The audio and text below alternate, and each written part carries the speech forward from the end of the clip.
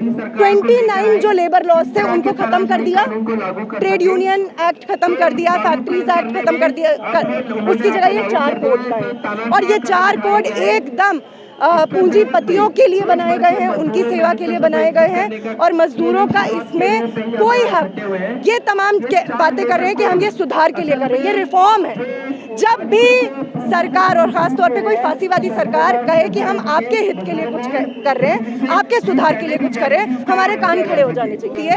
उनकी कैटेगरी में देश में जो धन्ना सेठों की जमात है, जो टाटा बिरला अंबानी की जमात है, वही उनके लिए राष्ट्र है, वही उनके लिए देश है। इसलिए मोदी जी है तो मुमकिन है पूंजीपतियों के लिए, उनके लिए वो किसी भी हद तक जा सकते हैं। उनके लिए अलग अलग किस्म का मजदूर, कोई अकुशल मजदूर जिसको हेल्पर बोलते हैं, कुशल मजदूर जो कारीगर, इसके साथ ही जो मशीन चलाता है ऑपरेटर, तो अलग अलग जो श्रेणी है उसके हिसाब से तनख्वाह अलग अलग है। लेकिन कल कारीगर से भी हेल्पर के इतना तनख्वाह में काम करवाया जाएगा। तो ये जो पूरी स्थिति है, 12 घंटे को कानूनी अमली जामा पहना दिया गया है, पहले 8 घंटे का कानून था। ये सारी चीजें मजदूरों के अधिकारों का, आज हम चुप होकर के बैठ जाए ये रास्ता होगा नहीं। आज हमें ज्यादा समझते हुए जरूरी है कि हम संघर्ष करें, लड़े, और ये सिर्फ दबाने की कहानी नहीं। मजदूर है, चाहे नरेला, चाहे बादली, चाहे नारायणा, अलग अलग जो क्षेत्र हैं जो है वो पूंजीपतियों को खुली छूट दे रही है कि आप हायर एंड फायर की नीति कानूनी तौर पे, पहले भी होता था, ये कोई नहीं कह रहे कि पहले ऐसा नहीं होता था, ठेका प्रथा पहले भी लागू होती थी, लेकिन मोदी सरकार ने अब इसको कानूनी रूप दे दिया है। अब फिक्स टर्म एम्प्लॉयमेंट की एक नई अवधारणा उन्होंने स्थापित की है, जिसमें मैं परमानेंट नेचर के काम में छोटे पीरियड के लिए मैं कॉन्ट्रैक्ट पे रख सकता हूँ, फिक्स टर्म एम्प्लॉयमेंट में, मतलब एक स्पेसिफिक पीरियड के लिए मैं मजदूरों को रख सकता हूँ, कर्मचारियों को रख सकता हूँ। मुझे उन्हें मिनिमम वेज देने की जरूरत नहीं है, मुझे उन्हें काम के 8 घंटे उनके लिए लागू करने की जरूरत नहीं है, मुझे उन्हें कोई भी सोशल सिक्योरिटी बेनिफिट देने की जरूरत नहीं है, क्योंकि अब बहुत सारा जो ये कानूनी प्रोविजन। इसके अलावा मोदी सरकार ने एक और खतरनाक काम किया है कि मिनिमम वेजेस की अवधारणा को धूमिल करके, उसको गड्ढमड्ढ करके एक नई डेफिनेशन लाई है, floor level wage. Floor level wage ये है कि अगर मैं आपका मालिक हूँ और मैं आपको मिनिमम वेज नहीं देता हूँ, तो मुझे सरकार कह रही है कि मैं कम से कम बस फ्लोर लेवल दूँ। फ्लोर लेवल कितना है इस वक्त? 178 रुपए पर दिन का, यानी 4600 रुपए मैं दे सकता हूँ और मेरे ऊपर कोई दंड का प्रावधान नहीं होगा। पहले अगर आप लेबर लॉज लागू नहीं करते थे तो कम से कम लिखित तौर पे कानूनों में ये था कि आपको सजा भी हो सकती है, सजा का प्रावधान हटा दिया है।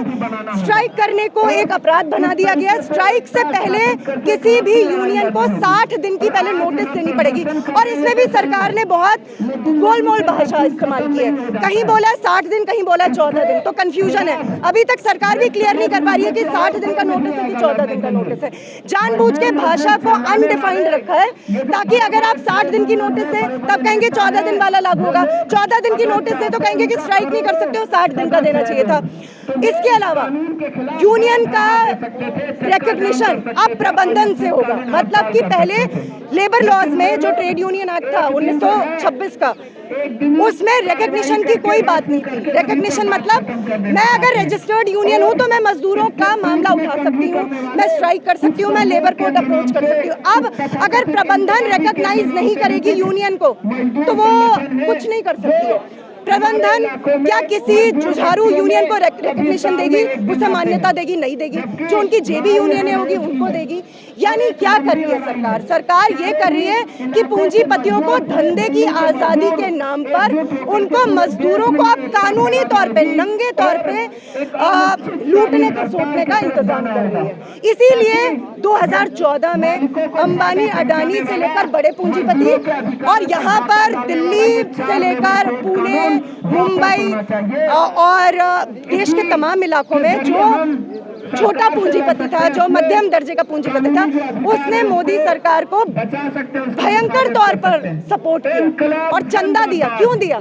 कि वो जब यहाँ पर आए तो उसके बाद वो यही सारे नीतियां लागू करें। मोदी सरकार ने देखिए 2014 में आने के बाद ही इस मंशा को साफ कर दिया था कि वो नए लेबर कोड्स लाएगी, जबकि पुराने लेबर कानून भी कोई बहुत मजदूरों के पक्ष में नहीं है, लेकिन कम से कम लिखित तौर पे कुछ था तो हम लेबर कोर्ट जा सकते थे। अब लेबर कोर्ट के इंस्टीट्यूशंस को खत्म कर दिया गया है, अब ट्राइब्यूनल्स बनाई गई हैं। ट्राइब्यूनल के रजिस्ट्रार के पास, जो कि कोई जुडिशियल पोस्ट नहीं होगी, जो एक एडमिनिस्ट्रेटिव पोस्ट होगी, एक प्रशासनिक पद है वो, जिसमें सरकारी लोग बैठेंगे, जिसमें आरएसएस के लोग बैठेंगे, जिसमें कि प्रबंधन के लोग बैठेंगे और वो कुछ भी कर सकते हैं।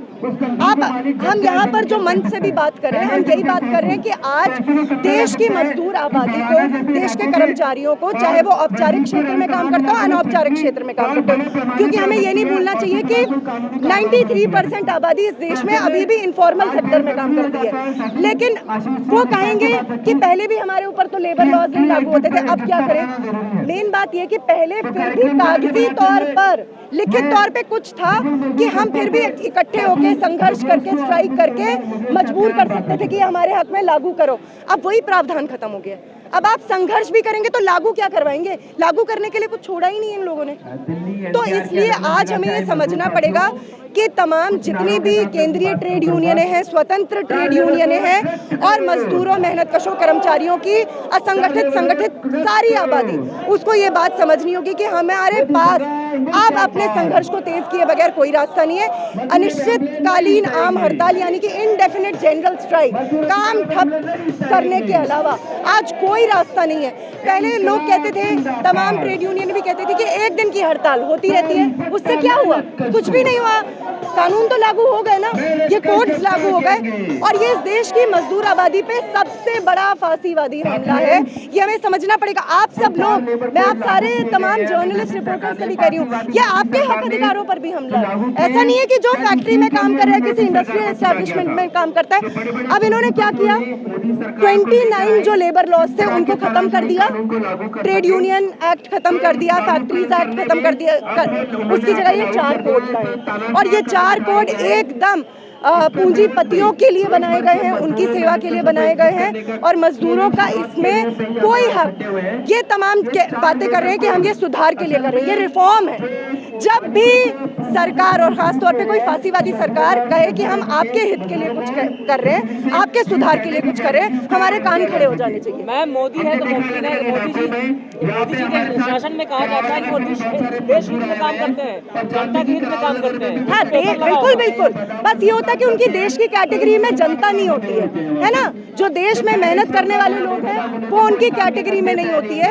उनकी कैटेगरी में देश में जो धन्ना सेठों की जमात है, जो टाटा बिरला अंबानी की जमात है, वही उनके लिए राष्ट्र है, वही उनके लिए देश है। इसलिए मोदी जी है तो मुमकिन है पूंजीपतियों के लिए, उनके लिए वो किसी भी हद तक जा सकते हैं, उनके लिए वो कुछ भी कर सकते हैं। क्या सच में मजदूर जो है ओवर टाइम करते हैं और उनको पैसा नहीं मिलता है? उनको नहीं मिलता, नहीं मिलेगा। अब तो कानूनी तौर पे ये प्रावधान किया गया है कि डबल रेट से जो पहले ओवर टाइम का भुगतान करने के लिए तमाम जो मालिक थे वो उनको देना पड़ता, क्योंकि कानूनी तौर पे लिखा हुआ था।